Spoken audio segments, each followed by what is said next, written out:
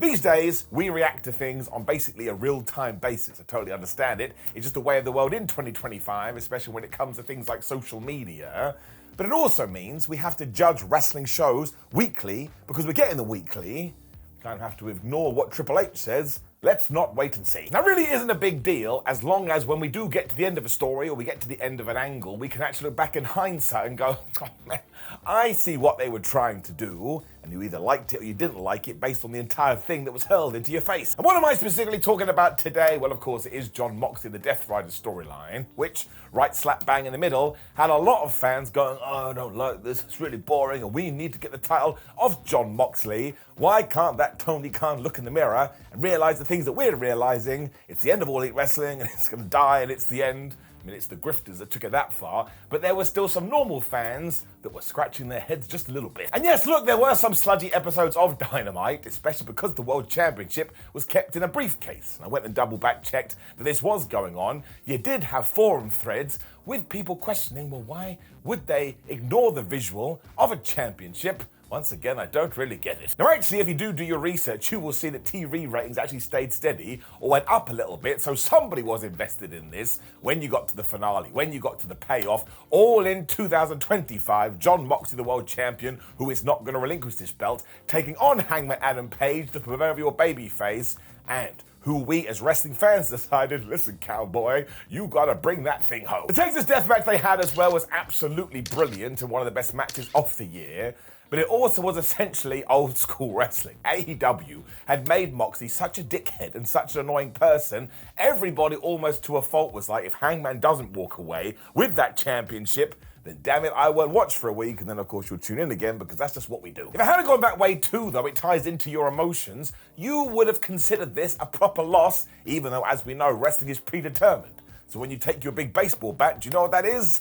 Home run. It also kind of does underline this place in society we are at right now, which we were talking about, which is very much an attitude of, I want these things and I want it right now. But to try and pull something like this off, you have to stick to the course, even if the audience is yelling at you, because deep down in your tum-tum and deep down in your tootsie toes, you can see the vision and ultimately you believe where you're headed. And of course you can make an error, but now we know that All In 2025 did around about 185,000 buys, which would make it the joint most second ever successful pay-per-view for AEW, and the stadium number is out as well, and they basically put 27,000 people in that building. I don't care if you're AEW, WWE, Ring of Honor, or New Japan, that is a hell of a lot of people. And if you were told anybody, a company not named WWE, was going to do that, even a few years ago, they would have looked at you like you were nuts. And it really did make me feel like this was the goal as well, and that Tony Khan did see all the negative criticism, I suppose, but once again had decided, no. This is what I can see happening at my version of WrestleMania. I have to get the goodest of good guys over, and the only way I can do that is if I have the biggest of bad guys who's also pissing people off. I mean, do you know how ballsy that is, especially in 2025? It kind of reminds me what WWE did at WrestleMania 39 when Cody Rhodes didn't finish his story, and he went on to do it at WrestleMania 40 as well. Now, the big argument there is that Cody Rhodes could have won it, and those 12 months of WWE television wouldn't have been that much different, but making us wait an extra year just made it feel even more special, so I give kudos to them too. We've also seen with all companies as well that every single one of them is going to go through peak and troughs. Like, even if you have the biggest of all hot streaks and everyone's like, oh my gosh, they're going to be on fire for ages, that doesn't happen, and you wake up in like November and you're like, well, I guess that's died down. So what do we do now to fire it back up again? But if you have faith in your narrative and you know where you are going to be in a few months, and you're happy to take these shots and kind of flick them off, well, once again, All In proved to you that you can actually get a happy ending. I don't know about you, this is how I feel about it. Now when I look back through everything we did with the Death Riders, I was like, damn it, that was some really good stuff, because it made Hangman Adam Page not only a bigger babyface, but a miles better champion. Because he did it. His Nike shoes. It's also something that we're all asking for in the modern day. Why can't somebody just be a heel? And all you really need to do to be the villain is to be hated. And whether it was in kayfabe or out of kayfabe, people really were done with Jon Moxley because he kept winning and then he kept winning and he beat this guy and he beat that guy. It kind of felt like it was never going to come to an end. When thankfully it did. I really do think this is the way to go about it today too. You want to hit this super vocal fan base so they do make a bunch of noise, because even if they are crazy, you're still getting that emotional investment, and then if all of a sudden they do get what they wanted, well, it's probably going to make him feel twice as good. Maybe I'm giving him too much credit as well, but I don't think so because he's no dummy. But if Jon Moxley walked in here right now, I'd be very surprised. But if he told me this was his plan from day one, I'd be like, yeah, I can kind of see that. I mean, I can't believe that he didn't know that he was going to be seen this way for a few months and that he was happy to take all that criticism. Listen, I'm not trying to say you're not allowed an opinion. I'm not trying to say that I'm not allowed an opinion. But he is a professional wrestler doing it at the tippity top of his game. I mean, he must have put some thought into this. I think it's a bit like a joke that does get overdone. Like, it's funny at first and the humor dies down. But if somebody is going to just stick to it, somehow, if it's delivered in the right way, it becomes funny again. That's essentially what happened with Jon Moxley's title reign. Because once again, he saw the payoff, he saw thousands of people in the stadium and being choked by Hangman Adam Page. And of course, there will be other benefactors here as well, like Tony Khan and likely a lot of the AEW creative team. But if Jon Moxley doesn't believe it, he's not going to be able to put that out there for the paying audience. And he did. I mean, type it into social media right now. Go back to around March, people were mad. I think it's the same idea for when it comes to putting this title in a briefcase as well, which sounds silly even saying it, but it meant you got a 1-2 punch when All In was done, because not only were you like, oh my gosh, the relief, Hangman Adam Page is the world champion, but when he popped that thing out of the briefcase, it was like it'd been kidnapped or something, and it had finally gone back to his parents. I don't know what that means. There really is some impressive sports entertainment though, because if we look at it in its simplest form, we all cheered an inanimate object opening.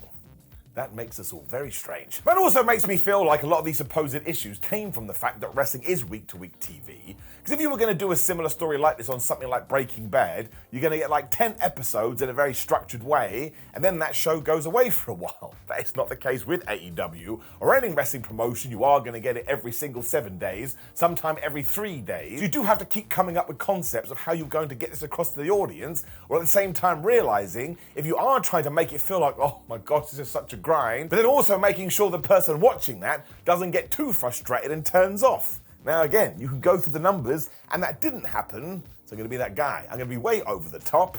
Damn it, that's a work of art. I'm not sure anybody can say this wasn't a success either, because fans were into the show, fans bought the show, and for a long old while afterwards, everybody was saying, oh my gosh, not only was that main event fantastic, but All In as a whole was, again, one of the best pay-per-views of the year. I really don't think it would have hit the highs that it did without that feeling of, oh my gosh, thank goodness Hangman did do it, because there was genuine fear, which again ties into emotion, that Jon Moxley may walk away with that World Championship. Just to draw a nice line under it, I do believe that means you've done your job. Now that doesn't mean that all of a sudden every single story has to follow this pathway. I mean, on occasion we have seen that in AEW, and I presume the most famous of these in modern wrestling is the curious case of Roman Reigns. Like if Vince McMahon had actually relented 6-7 years ago and pulled the trigger on the tribal chief, that would have been better for everything that WWE was doing, but we just carried on and people got mad, and then we kind of acted like he was going to become the champion, then he wouldn't.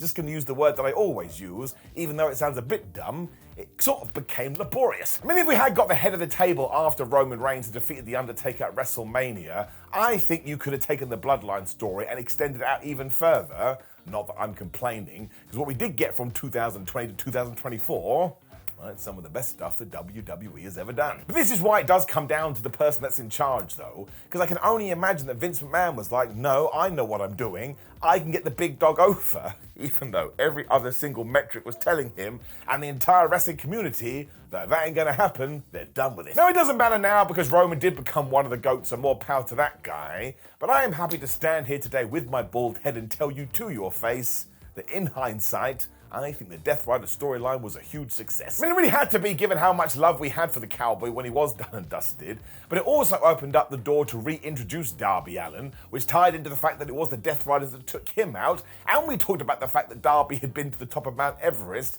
and given that he kept getting involved with Jon Moxley's business, after that second match with Hangman Adam Page, Mox was like, okay, fine, I won't bother about the AEW World Championship right now, because Allin, you are getting under my skin, and it was one of the most organic pivots we have done in a while, and once again, that's good storytelling. It also flies in the face that AEW doesn't do long-term stories, because I believe Darby Allin got written off TV like, 4, 5, 6 months ago, and then there we were in August, and we're getting right back into it, and there was no plot hole, there was no, wait a minute, that doesn't make sense. All of it was wrapped up in a nice, neat little package. So you absolutely do have to do this again, but when the time is right. But man, does it increase the stock of one Jonathan Moxley, because do not forget, he was meant to turn heel a few years ago when he had to go away to deal with some personal issues, meaning when he did return, nobody was going to boo John. It was just nice to have him back. When he did finally get this run though, AEW absolutely bet the bank on him, and he has come out the other end smelling of roses, even if his baggage is a little bit light. So to summarize, this was really well done and actually tied into the fact that a wrestling promotion went, well,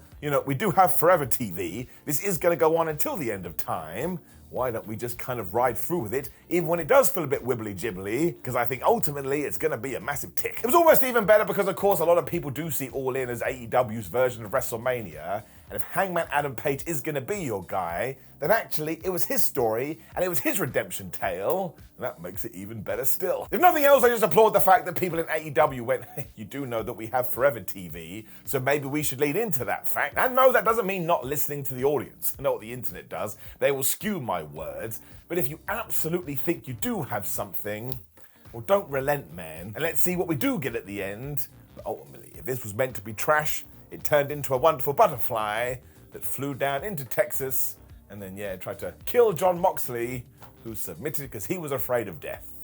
Sort of takes away some of the poetry, but flub me sideways. That was a good effing match. Now, of course, please do leave me a comment below and let me know what you thought about the John Moxley Death Rider run. Maybe you still hated it, which is perfectly fine. I'd love to hear your thoughts. And when you are down there, please do like the video, share the video, and subscribe. Click the video on the screen, which will be my thoughts about another AEW show. But otherwise, I appreciate you a lot. Have a terrific day. And always remember that wrestling is the most important of the least important things.